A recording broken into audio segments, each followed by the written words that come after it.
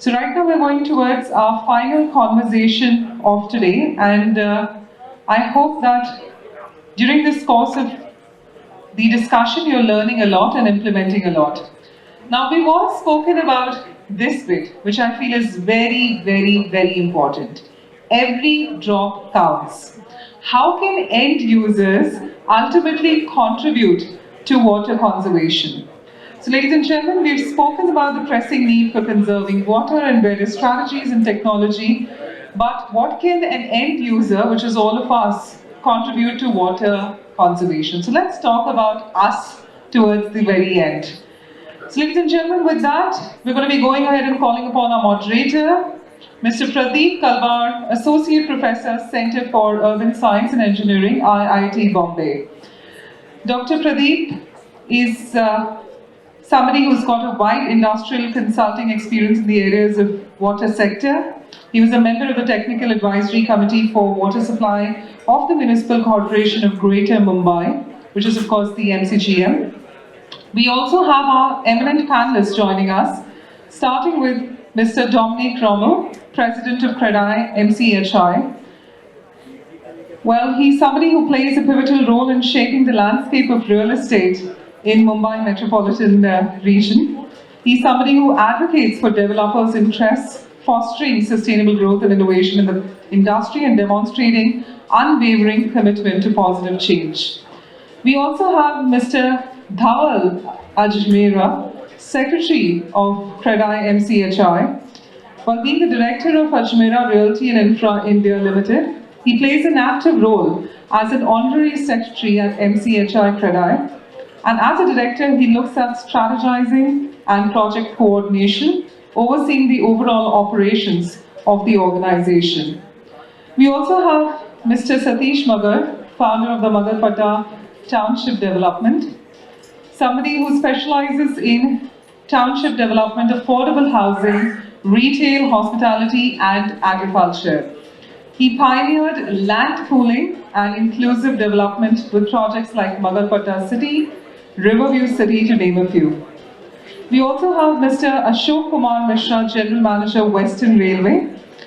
Well, Mr. Mishra, before his role as a General Manager at Western Railway, held positions including Additional General Manager at North Eastern Railway, and he was also honored with the Rail Mantri Raj Bhasha Award as well.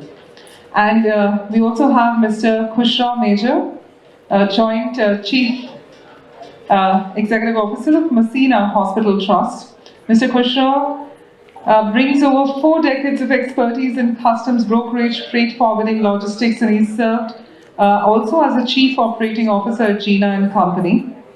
And Dr. Lakshmikant Hari, Chairperson, Center for Sustainable Development of KJ Samaya Institute of Management.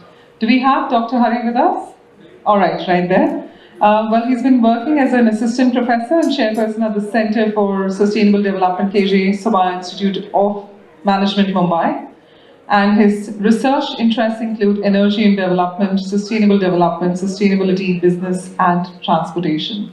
So, ladies and gentlemen, again, we've kept the intros a little short because we would like to give the opportunity to each and every panelist to put in forth to a contribution to the topic, which is very integral. So, let's pass it on to our moderator to take it forward. Mr. Kalwar, over to you. Thank you, Mumbai First, for having me here in this wonderful conference.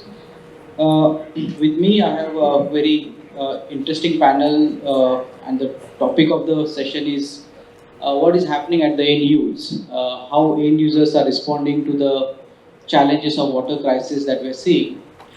Since morning, whatever discussions we have seen about different aspects of water, one thought has been coming in my mind is that there is lot of need for unlearning than learning that needs to happen.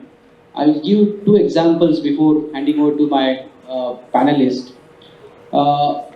As most of the times we try to learn some new technology and apply, and in that excitement of application of technology, we forget the context. The context where the technology is applied, the context where the solutions are applied. I'll give 2 examples. One is 24/7 water supply model, which has been promoted as one of the final aim we should achieve and which nobody can deny. But whether we are ready to achieve that is a big question.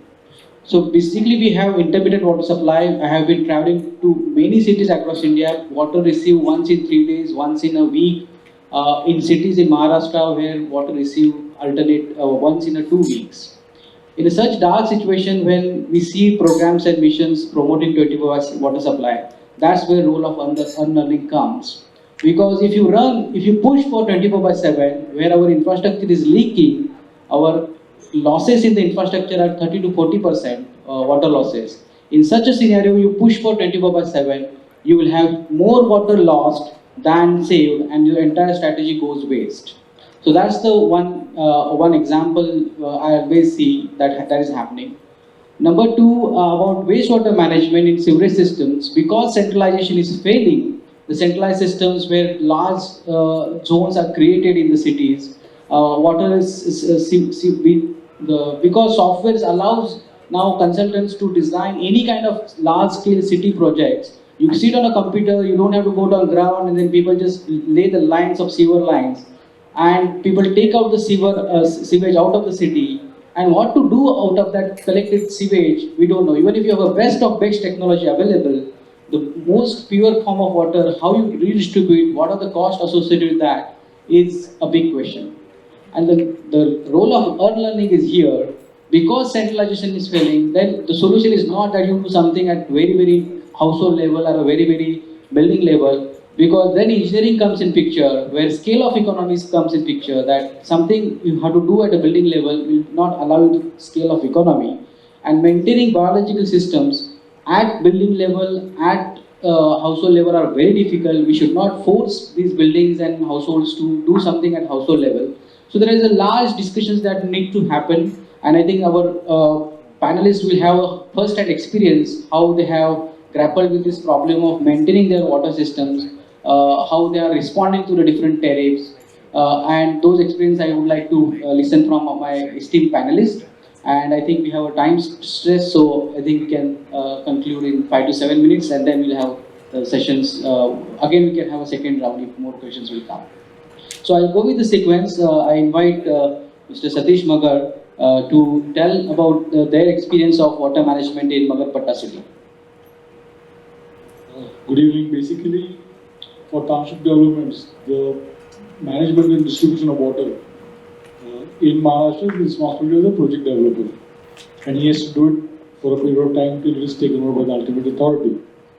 So it becomes our primary goal to see that the distribution system is properly set up, and because the blame cannot be passed on to the municipal corporation that they are not supplying the water, it is your responsibility. So here what we have done, and we have done not in one but in all our 3 townships which we have been developing, is first is harvesting of water, then proper distribution, saving of water, and third will be recycling. So these 3 angles are looked after. Water harvesting, all the techniques what we are hearing for some time have been done. We don't do bores, but we do glass pavers and trench drains. We have kept the wells in the reservoirs, the large projects intact, so that the water can be harvested very efficiently. That water is also used for filtration if there is a shortfall of water from the authority. 24/7 is what we include for distribution of water. Because in India, you can use a bottled water after 1 month, but you cannot use water stored in the house for the next day, because the tendency is to just flush up, throw the water away. So 24/7 water distribution system we have incorporated. One thing, one new aspect what we have looked after and we have been highly successful in that is we have installed prepaid water meters. So you pay first and then you use the water. We have 2 projects one with prepaid water and one with low metering system. The difference is when there is no metering system, the use of water is more than 270, 200 liters, 280 liters per person. And in prepaid, it is not more than 120. Because the person who's continuously watching that meter running is very cautious. So we think that is a good solution which we have incorporated to save the water to a lot of extent. A lot of recycling is done. The entire 100% recycling is done. So we have zero discharge in these cities, and all that water is used for landscaping, it is used for flushing in the commercial areas, it is used for car wash. So if you do it in a good quality, because a lot of water is actually wasted in washing of cars. Some people have the fantasy of washing them twice a day, and nobody uses a bucket to wash a car, they use a pipe to wash a car. So, and people know about it, that they are using treated water for washing their cars, and I think in the last 20 years, we have never had a complaint of why we should use this water, because they got used to it, it's just a matter of getting used to it. And then, these air conditioning systems and all that water is used and utilized. So, in that, what we have seen is that a lot of saving of water happens. And we really we understand that in our business, if you don't save water and if you don't use it judiciously, it will face problems in the future. Because urbanization is increasing, the requirement of water for agriculture is there, we've seen the chronology. A lot of treated water is used for construction. I think Dominic can express about that. Most of us use treated water for construction purposes. So, all in all, if you do it very properly, but I don't think you can do it at a city level. You have to do it at a ward level or lower level, but it still happens. But I think prepaid water meters is something which is really a blessing, which is.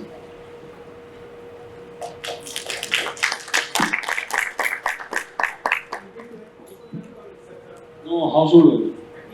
Yeah, at each house. That level. Yeah, each house. So just like a gas meter is a prepaid water meter. At the building level, it will not work because then I use this water, he uses more. Yeah. Thank you. Mr. Dominic, please.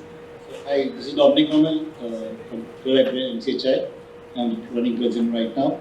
So we'll start with construction, which is the first part of our journey, and then come to the end use.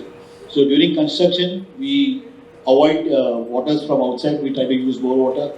After getting it checked to see the pH level, there's BOD levels, which is good for construction. That's one part. Then the second part is for curing of construction work. We are using some flush sites so that we don't use much of water for curing. Plus, we are using good grade of concretes, which settles in faster. The third part is that for where we are, as we do, the first thing we dig up is our tank, which we use it for the STP plant. So the recycle starts from, depending on the capacity, how much inflow comes in, we start working on that. So basically now Mumbai, wherever there is 20,000 meters, is mandatory to have an STP plant and recycle happens from there. I run a commercial building myself with almost 5,000 employees. But just to assure you what BMC gives me the water connection for fresh water, there is no grey water, there is no black water. Everything is recycled day by day. And as Sateshji said, I have in fact charging them even for grey water. So all in the black water. Whatever they discharge is being cost. And I think that's the most effective thing with BMC has to look at now, to charge people for the grey water and the black water. That only can consume the fresh water which we are using. Because unless people don't get price conscious, nothing is happening. As somebody said in the panel, we have the best water, but we have the cheapest water in the world. And we don't value it. And as Satish again said, that we'll throw the water which is in the container because we are psychotic about it. But we'll still use the water which we pay 20 rupees a litre and use it for 3 days. Because we paid 20 rupees. But because we are getting a 20 paisa, we'll throw it every morning as a convenience. So my point is that BMC should look at it, and we have the BMC personnel here also, and we can talk to the commissioner to start charging. All over the world, we are following the world. We want to be like the Americans. So Americans are paying for grey water and black water also. So we should start charging people. So that's where water will be conserved, and we all will be responsible to save water and save our future. So that's my point. The third point is that we are also using distinguished apparatus for flushing to keep it 2 different knots. Like so, the urinal part of it is flushed lesser. The solid wash is flushed with a mass water liter. So these points we are using, and it's becoming part of it. Rain water harvesting is a compulsion. And, 2001 it's on, and people are being used. I really say it doesn't cost much.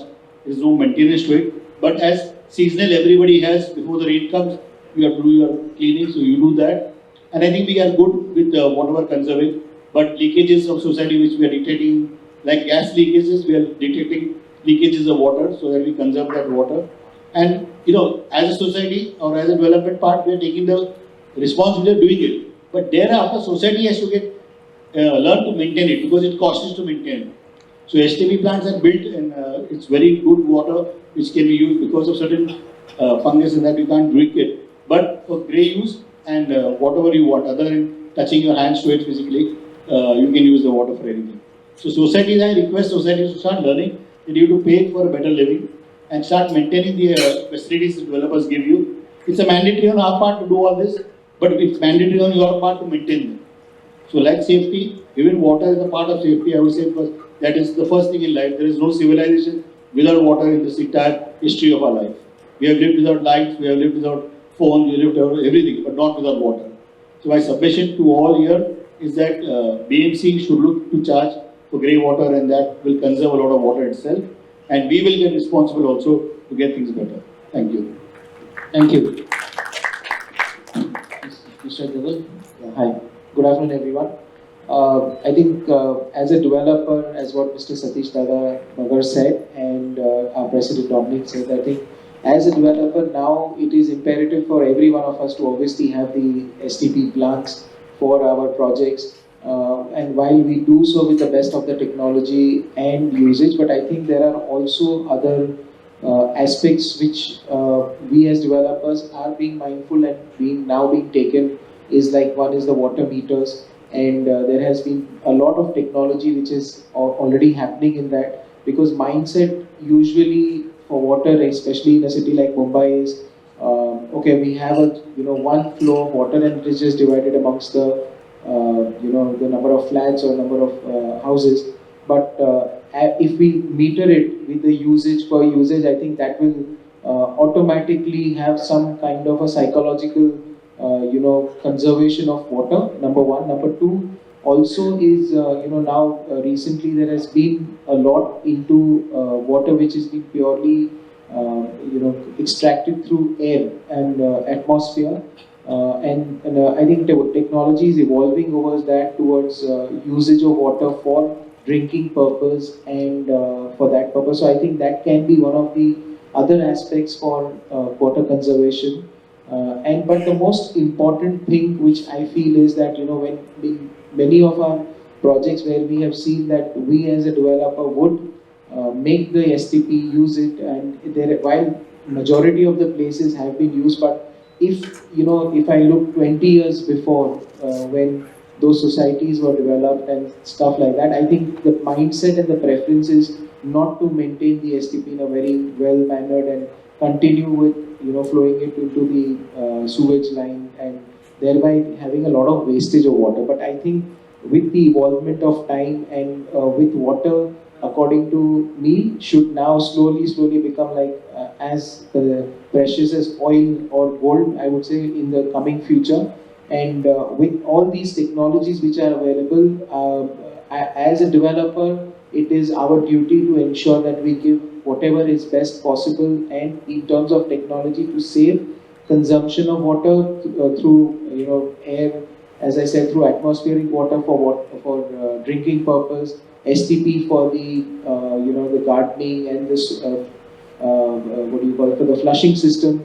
Those waters are being used. The only water, and obviously rainwater harvesting also being part of being used for the internal purpose. I think the only groundwater, if we can actually use, and the real water which if we as every developer or every society actually uses it only for drinking purpose, I think a lot can be saved and a lot can be consumed. So I think these three buckets is being for a housing society, if it's been diversified or divested, I think a lot of water consumption can be saved all across Mumbai. Mumbai is blessed with sea all across, and in just the earlier panel we heard that going future there will be technology, and obviously it is expensive right now, but and it is not required, but going future, as how in the Middle East where water is being extracted through the sea and then that is being used for all the consumption. I think that should and will come in Mumbai per se and in other cities, which is blessed with the surrounding sea across. But overall, I feel water is important, and the only thing as where we as developers and as a government body, as MCGM or the other planning authorities, if we bring in a proper mechanized system where groundwater, all the natural water which is supplied from lake is only used for drinking purpose and not anything otherwise. It will take a while, but I think that will where the reality is moving towards. Thank you. Thank you. Mr. Mishra. Yes.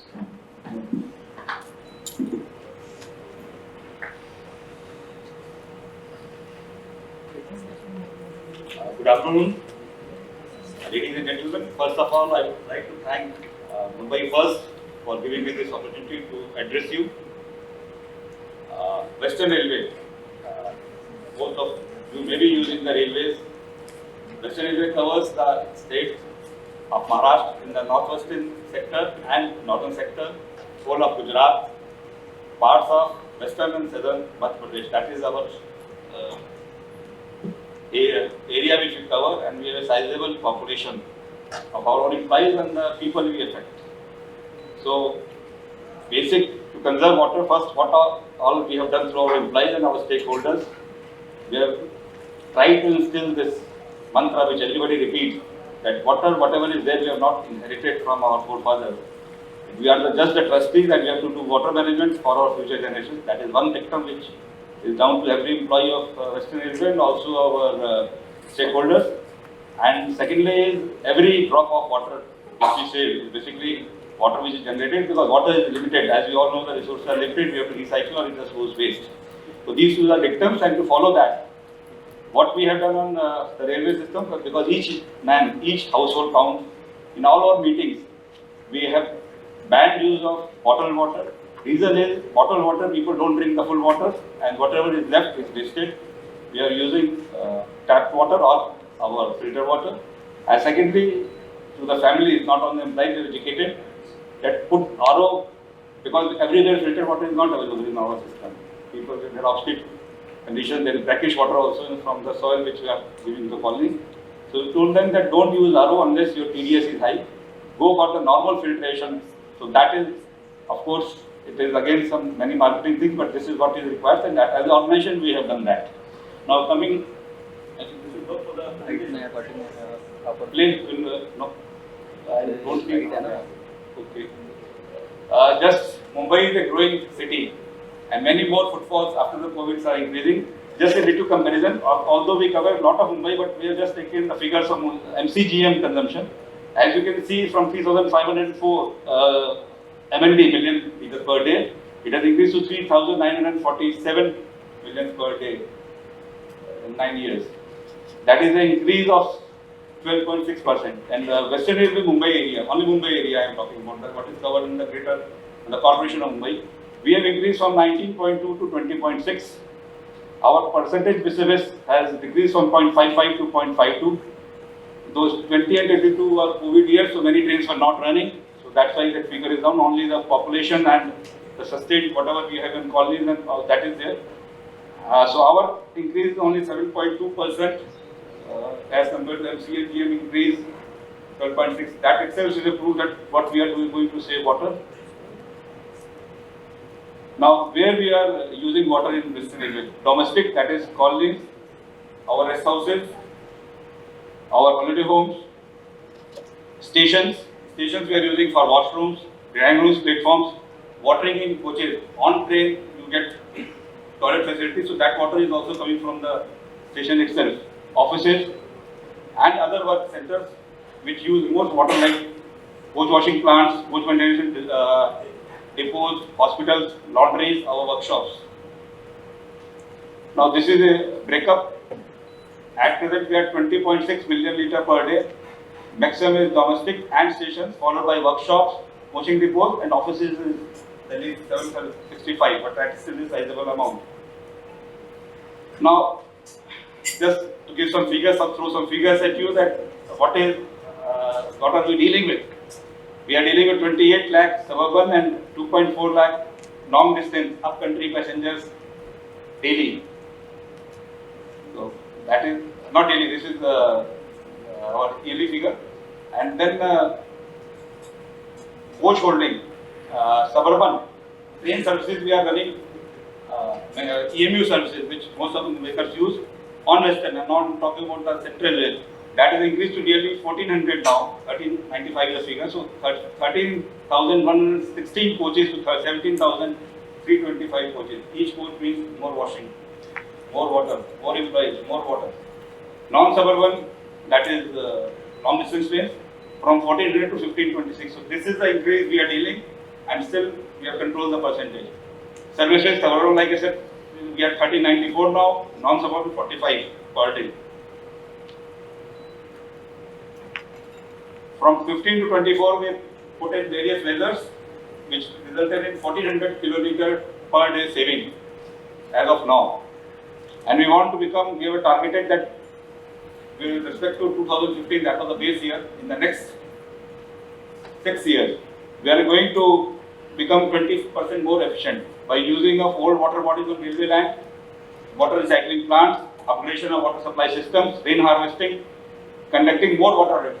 Railways, you may not be aware because railways is a closed book for most of you. You only see the train. We have a whole parallel system running around. We have our own energy audits, our own water audits, and we keep on doing it to improve our efficiency. And water efficient fittings like waterless urinals, bio toilets. Many of you may not be aware. I'll just dwell half a minute on that. Dual flush toilets, low flow showers, water efficient machines, low flow taps. Rainwater harvesting, everybody knows about this. Here, Lower Parel workshop, near Parel, we have installed 2 rainwater harvesting plants. This is saving 300 kiloliter per day for us. And in Darbar Park colony, just adjacent to this hotel, we have commissioned in January 24 nose-ring wells, which are saving us 185 kiloliter per day. Bio toilets, most of you which would have used trains, let's say 10 years back, the moment you reach a platform, this thing could have hit you. Human excreta on the tracks, and then some person every 4 hours and 5 hours time to washing it. Initially it was with normal hose, then we went for high pressure washing. Still, and this was going in sewage, we had to, that time SWP and ETPs were not, 20 years back they were not so strong. But still anyway it had to be treated, otherwise this was just a waste. So we have 100% of our coaches are now bio-toilet fitted, that means no excreta goes on the track. Now where does that go? Any guess? It is all eaten up by bacteria. It was a project which we collaborated with DRDO, the Gwalior based institution. The same thing was used in Siachen. There was a bacteria brought from Antarctica which eats up this excreta and converts into water and for its own supply, and that's it. It was modified to Indian Railways conditions because what survives in Siachen will not, initially did not survive on the railway conditions because of the heat. Later on, from 2009-10, this was started from Gwalior, and now it's pan-India. All coaches are fitted with bio-toilet. So nothing goes on track, only water. So that is how we save. In Mumbai area, we are saving 11 kiloliter per day because of this. Track washing which has been avoided because of this. Okay. And we are using recycling and reuse water in colonies and oxygen RO plant water, whatever we are using, it is going to gardening, and high pressure cleaning machines are used at workshops, stations for cleaning of toilets, tracks. Gardens is by this type of shower so that less water is used. Water recycling plants, Bandra coaching terminals we have started in 1920, saving 900 kiloliter per day. ETPs we have at Lower Parel workshop and the Jeevan Ram Hospital, that is near Mumbai Central. The first is 138 kiloliter per day saving, the second is 10 kiloliter per day. STPs we had at Mumbai Central with a capacity of 100 kiloliter per day. Automatic coach washing plant, the normal coaches, like somebody mentioned about car, the thing is people are using pipes. Same thing with coaches, initially it was pipes, then we went for high pressure machines. The latest is coach washing plant like this, and it saves 44 kiloliter per day. Railway laundry, we are giving you linen in all AC coaches. Initially it was contracted, but the volume became so large that Railway decided to have its own laundry. The tunnel laundry which we use, it says 160 kiloliter per day. And bio vacuum toilets. The toilets, when you flush, one is normal flushing, The other is pressurized vessel and bio-vacuum toilet. This is saving 4.5 liters of water per flush in each toilet of the train. Already fitted in Rajdhani, Vande Bharat, Shatabdi and the upcountry trains. Waterless units we are using on our headquarters since October 21. And dual flush toilets and low flow taps have been installed in all washrooms on Mr. Limited. Thank you. Thank you. I invite Mr. Kishore.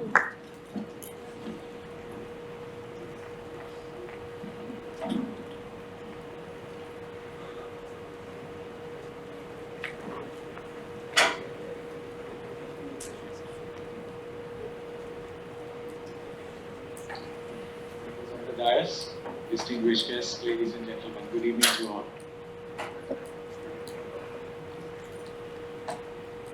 I have been assigned this task of basically giving you a run through of what we do at Messina Hospital, where basically we do follow the norms of water conservation.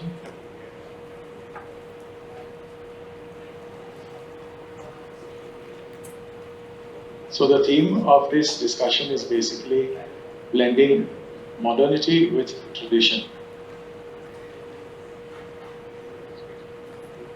As we all have been speaking since morning about water conservation and the need of this century, we as an institution, as a hospital,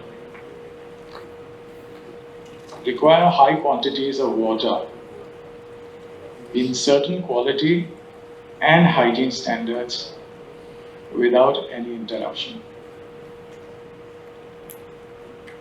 As we all know, water is precious, essential, and abiotic component of the ecosystem. Today, we all are heading towards the scarcity of water, and this is mainly because of the lack of water conservation and pollution of our water bodies. So at Messina Hospital, conservation involves using water efficiently to avoid wastage and preserving the water resources to ensure future supply.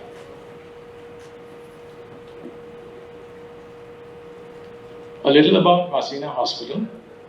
It's one of the oldest private hospitals in Mumbai, which was established in the year 1902 and stands as a legacy to the city of Mumbai. It is in fact the first private trust hospital spread over 8 acres of land in the heart of this metropolis. Being a heritage structure, it has a beautiful heritage garden and rich biodiversity of trees. If you do visit our institution, you'll get to see all the various types of trees that we have.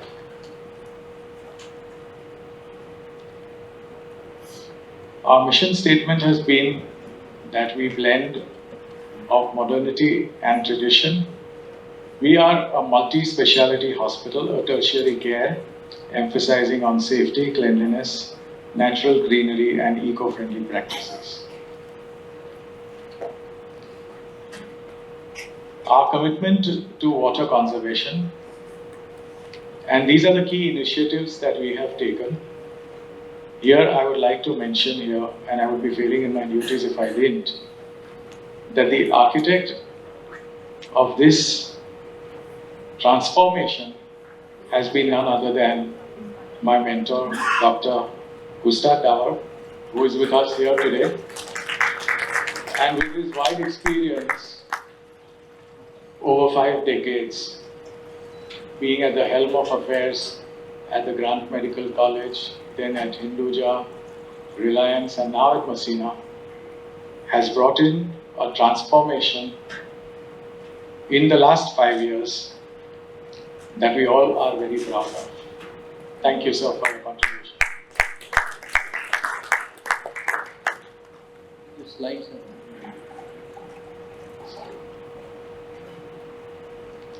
The key initiatives have been the sewage treatment plant that we have invested in, the dialysis plant, well water recharging, judicious use of wastewater for non-potable water consumptions, water safety measures, and rainwater harvesting, which is now what we are planning to do, for which we have had certain donors who are willing to contribute to rainwater harvesting for Masina Institute.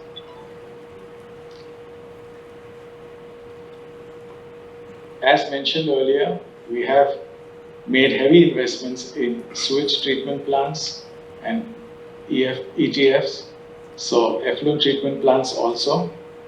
So in Masina, basically we look to this in a very, in a manner of speaking, that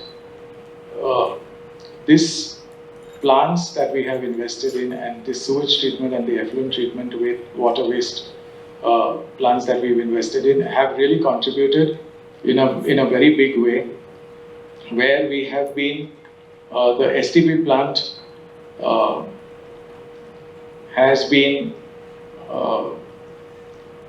with 100,000 liters per day we have been able to treat, and for the ETP we have been able to treat about 10,000 liters per day.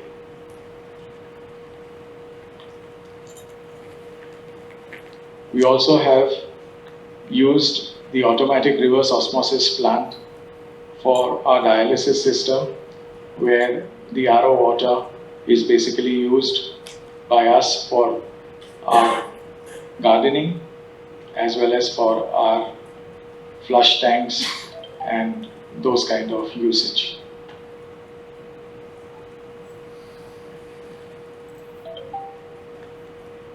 This is also for the dialysis effluent reusage, where we recharge well water after water purity certifications, which are done at regular intervals of time.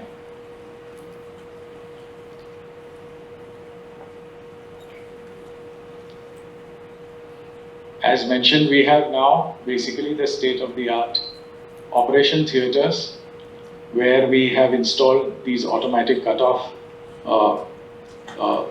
taps in the operation theatres, where doctors do their scrubbing for almost 10 to 12 minutes before they enter the OT. And this has really helped us conserve water to a large extent, because they are regulated through pedals, and thereby when they do their scrubbing, the water doesn't go on flowing indefinitely.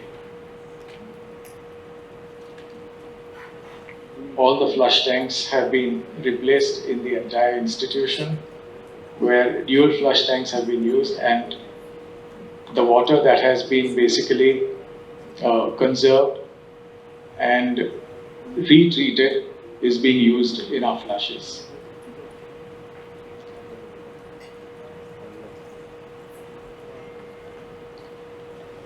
Elbow taps have also been installed, where it helps save water in healthcare.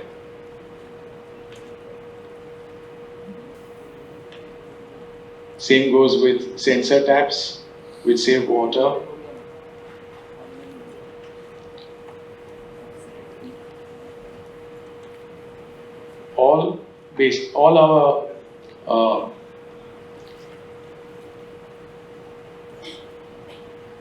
All our accessories that we use and the taps that we use are now having these water saving nozzles, which really help us save a lot of water.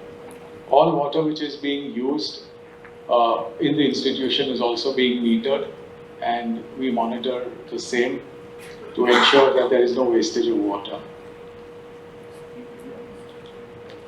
This is an upcoming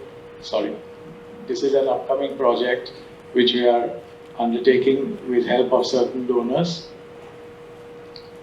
and very shortly we will be having this project operational. This is our commitment to the environment, conservation and green initiatives that we have taken at Masina. A very few of them have been listed here. Thank you very much. I invite Dr. Hari to share his thoughts.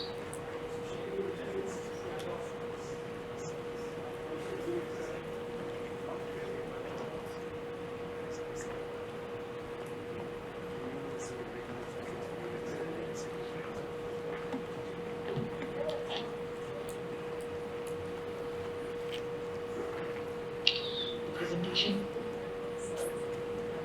I think you can.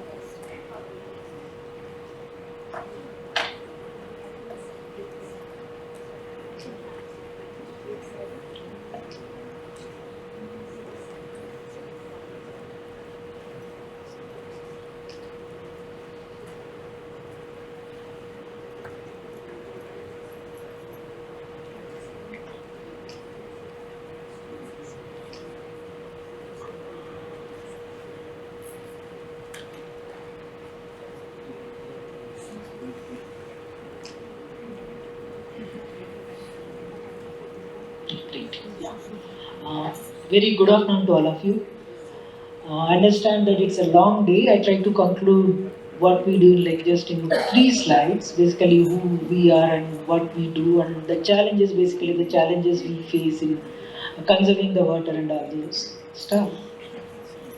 I'm represent the Somaya University, belong to the faculty at KJ Somaya and Staff Management. This is a campus, 50-acre campus situated in Vidya Vihar East. We got we started somewhere in 1959, and we got like around 34 institutions in our campus. More importantly, we got like 39,000 plus students and 3,000 plus staff on the campus. That's what the magnitude of the thing we were talking about. The first conservation and basically it depends on the simply on the management decision what to do and all. It's about the rainwater harvesting. We do have a rainwater harvesting facility which caters about like the capacity is about like 4 crore liters of water.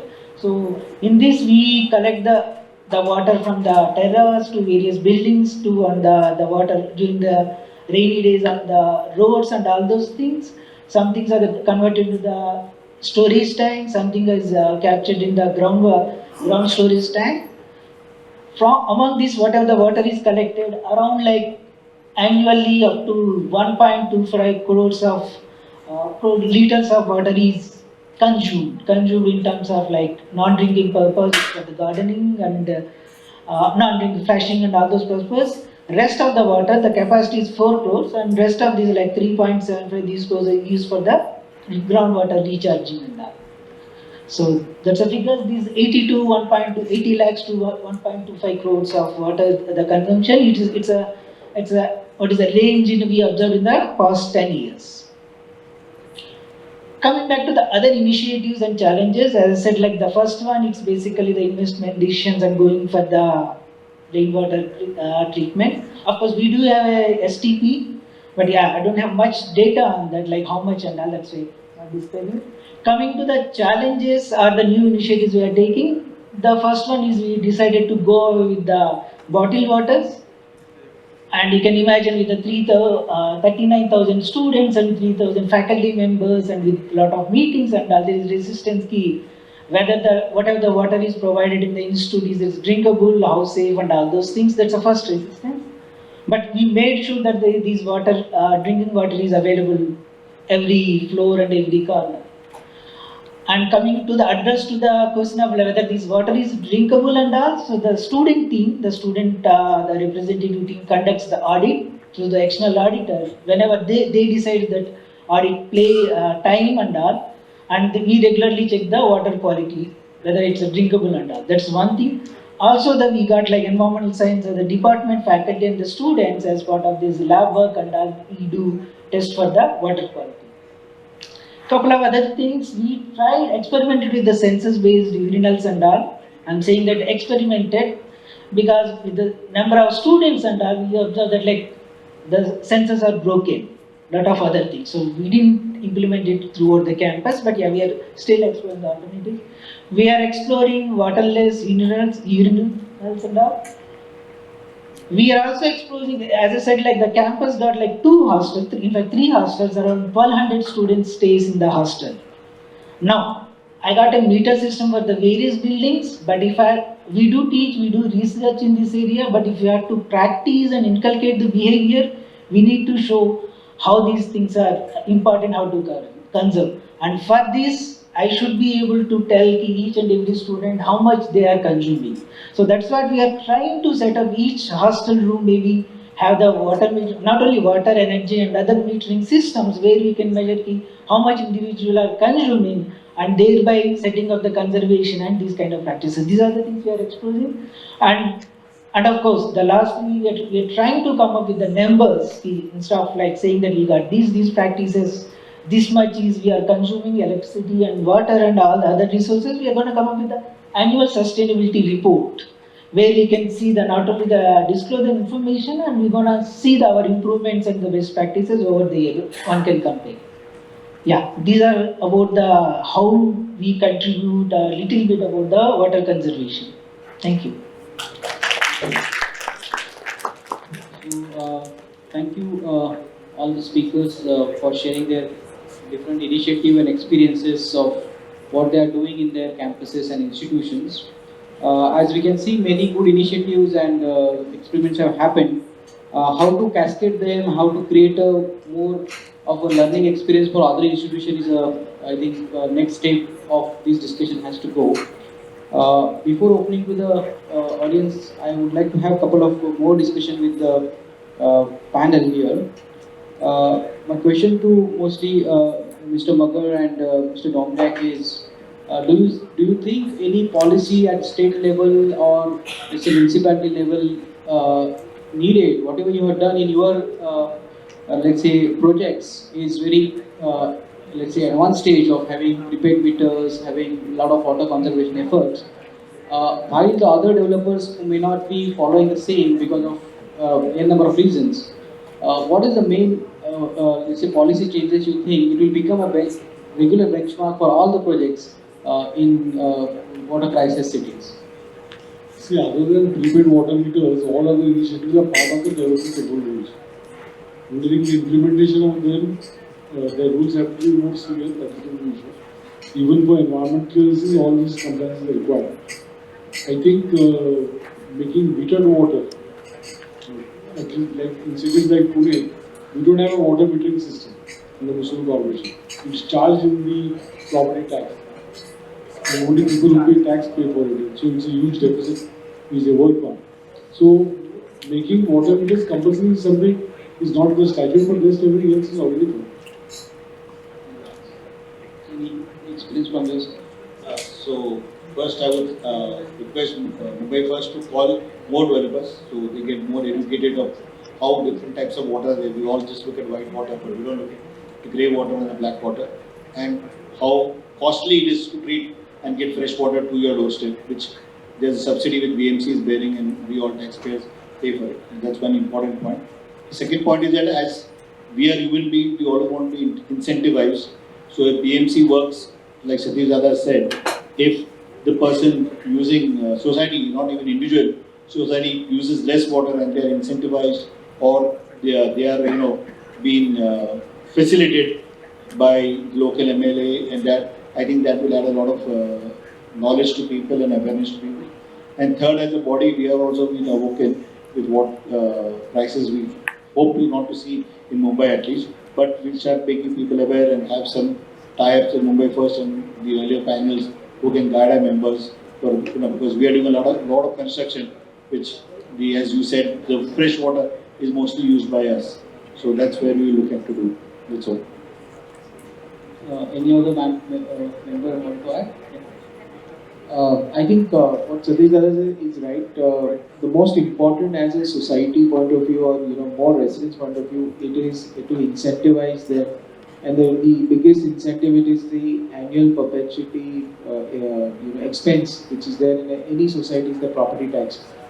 If water consumption is being incentivized by less property tax, if you're using less water from outside and subsequently because you consume less water, you are incentivized by less property tax. I think that will be the biggest and the most incentive which government as BMC or any other planning authority can do for a city. And similarly, I think even for developers, because while during construction water is being used, if methods through technology, through water consumption or saving purposes, if we have and we bring in those kind of data with technology together, I think every developer in its own way probably may be saving some of the X percentage. Like just for example, we as a company, are targeting to reduce water consumption by 5% or 10% every year on year through our technology and construction method. But if that also is somewhere being mandated or targeted with some incentive backed schemes, I think it will become imperative for everyone to actually jump in and take this forward. Thank you. So, thanks for your nice overview of the policy context. I think just for many of you, if you don't know, in Mumbai we have high-rise building regulation in 2005 that every building has to have multi-story building more than 21 story must have a sewage treatment plant, and it has to be recycling water. But most of the projects have that, but operation of these small-scale plants is very difficult, and they end up becoming white elephant and no operation. And again, the question comes back because the cheap water available at a very cheap price from the municipality. So there is no incentive to recycle water at the society level unless the project proponents and the developers are proactive in making sure that recycling happens. So a lot of such kind of connections, missing connections at the policy level has to happen to make sure that if the investment in the capital part of sewage treatment plant is there, how the operation will happen. And that's where the other models of, let's say, appropriate scale coming with the appropriate scale of treatment systems rather than a building level, because not every developer will be willing to have the treatment plan. And even if they have for the sake of approvals, after handing over to the society may not have incentive to operate. So we are in that particular zone of, who owns the responsibility of operation of treatment plants when our fresh water available is very cheap.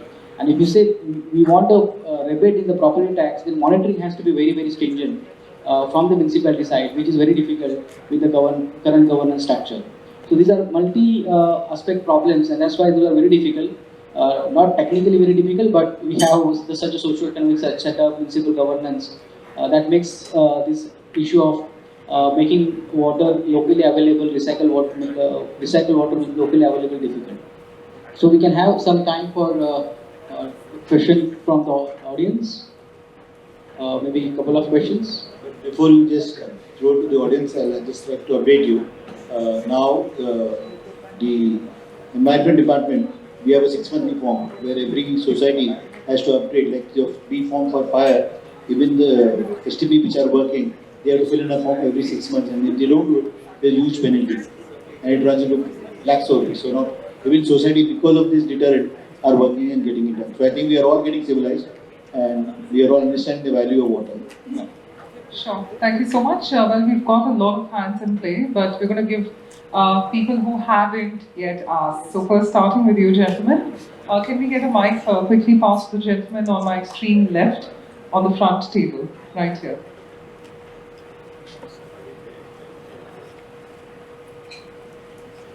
Starting with your name, and of course, you can ask a short and concise question. My name is Rajesh Chindarkar. My question is to any of the developer, like you provide lift, like you provide STP plant, can you provide a water meter so that the end user, you can load it to the customer. But awareness will happen because if society is strong, nobody is going to use it. But if you can provide a water meter at a time of possession, at least 20 to 25% people who are conscious can use it. Thank you. Would anyone like to comment on the same? Tara is giving meter, but we'll have to check with BMC what are this, whether we can individually do it. For the commercial buildings, we are doing it because we are the landowners, the property owners. But for residential, whether as bylaws of society, we'll have to just check it out. But it's a good idea, and the other will elaborate on it. In fact, it's a good idea, but it has to be brought into the regulation of the Municipal Act. Yeah, for townships outside the municipal area, you can do that because you have to put your own water. When municipal corporations providing water, they are not allowing to put water meters in residential areas.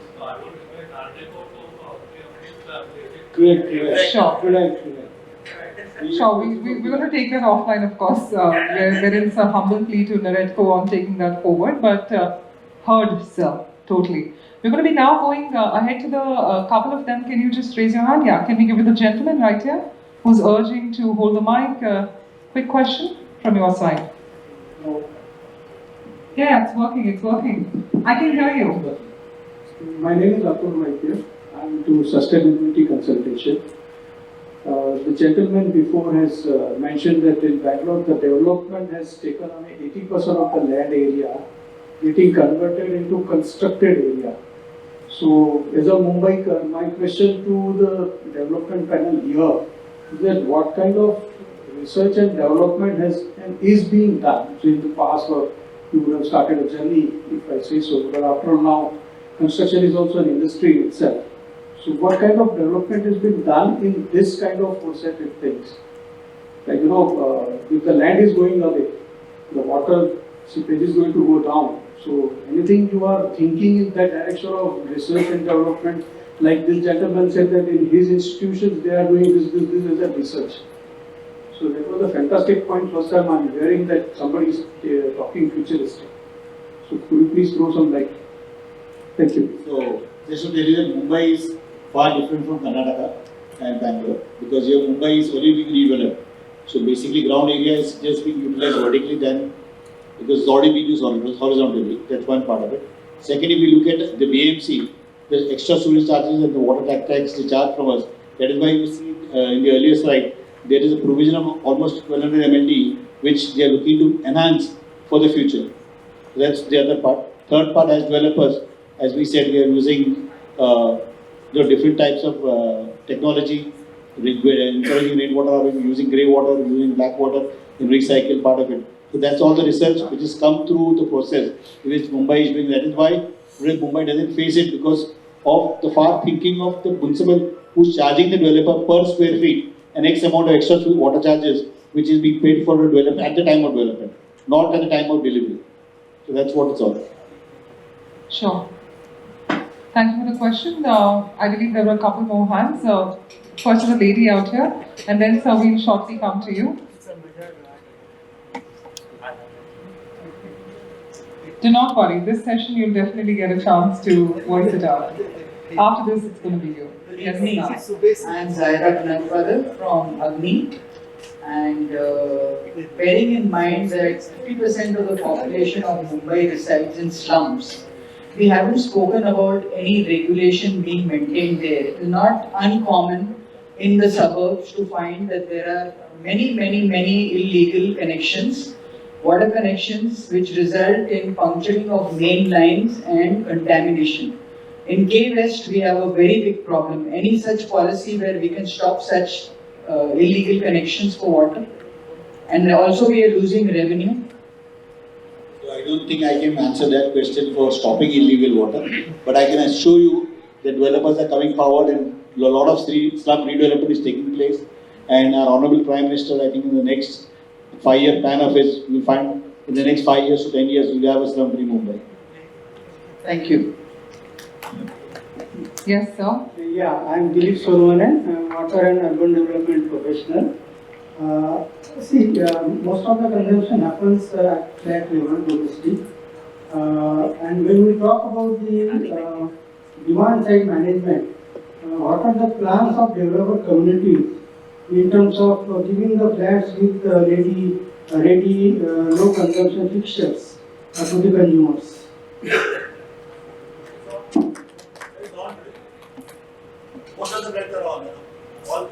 No, I am talking about the flats with the fixtures, with low consumption fixtures. So every flat which we is providing has got that kind of provision already. So if any person who is coming and using it, obviously there will be, but otherwise it's just a knob which is there. Sir, I am staying in Thane, and when you give the provision to fit it externally, वो consumer निकाल देते हैं. I am talking about the permanent fixture, so that it will be used at all the taps inside the flat. The fixtures, they are asking the fixtures. So. Low flow fixtures. low flow pictures have been given by Jaguar for both the white water and the discharge water also. So everything has been given, and plus, as earlier person said from Western, we are adding faucets into it so it gets a better pressure, and all those things have been done. It's a common part of our business. But I don't know which builder of Thana is talking particular. You meet me independently, I'll talk to the developer. May not be all developers may not be doing it, but Okay, thank you. I think that's a topic for chai pe charcha later. So just a follow-up yes, question, please, please. small question. What is the cost? Nothing, right? Nothing. See, it's only for you to resist something good, we always put a cost. But honestly, I did a platinum written building, it didn't even cost me 200 rupees per square feet. So it's only a perception not to do a good thing. That's all human beings we have in mind. If we just break that bar, we will conserve water, we will conserve energy, and look at sustainability for the future. Thank you. Sure. Any further question? Any final one? Yes. The gentleman for the final question. Just adding to that question, in all these commercials and hotels, we have the sensors. So you put the head and the water will come. So similarly, why can't that concept be introduced in the residential also? Which is not there. I've not seen those kind of things. Only premium when we talk about platinum green and all that. I think in normal standard, that doesn't cost much, Dominic, as you rightly say. I think that will save a lot of water, that is one thing, and will bring a kind of a DNA to say that water is to be conserved as far as Mumbai is concerned. And the recycling front, I know, it's because of the land constraint we are not able to do it, but at least this can be done for the new projects which are being implemented by the developer, or that should be made as a mandatory, I would say, for the developers. So getting to your point, for residential, urinal normally is not done. It's the same flush which is used for poo and for urinal. So there we have two points of the low and the high density water flow. But STP is a mandatory part of it. And today we are using membrane technology. In fact, we are using lesser space and doing much more MLD discharge, which has been treated well and given back to the place. So individual houses, I don't think you have space enough for a shower area and a toilet. Because 30 square feet में आप क्या बता दें? एक wash basin, एक dry area और एक ये. So one more additional urinal will be difficult for a sensor point. So but commercials are on, definitely. Usually sensors are being used in commercial buildings because where the common areas where there are a lot of public at large coming. So if somebody leaves the tap on or doesn't, but usually in houses, which is like a private house, it is confined to 5 or 7 people who are staying within that house. So which is being maintained and used by those 5-7 people. So that is why we don't see too much of a sensor taps or something like that coming in houses. But otherwise, yes, it is very, very common, and it is probably imperative to use in commercial places as compared to residential. The problem is they have to be maintained very periodically. As a developer, you can fit it, but what happens subsequently is going to be a challenge for all kind of. Sure. Is an AMC cost which is more expensive? Thank you so much. And ladies and gentlemen, on that note, let's give our eminent panelists a big round of applause for a well-rounded conversation. And we'd like to humbly thank each and every one of you. And may I request Dr. G.D. Dawar, who's a governing board member of Mumbai First, to help us with the felicitation of all our eminent panelists on the stage. Thank you, sir, for joining us. Let's give him a warm round of applause as we welcome him to help us with the felicitation and a token of appreciation from the team side to all our panelists.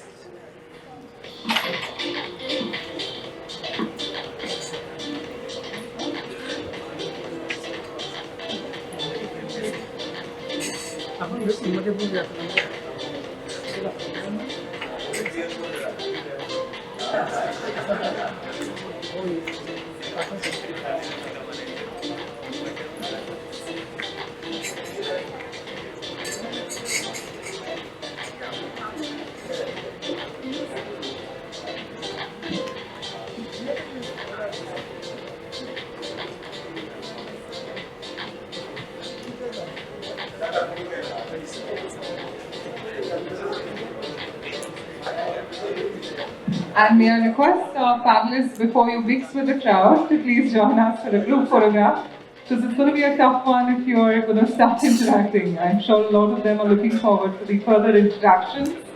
Ladies and gentlemen, a big round of applause for all our eminent panelists for contributing to this great discussion today.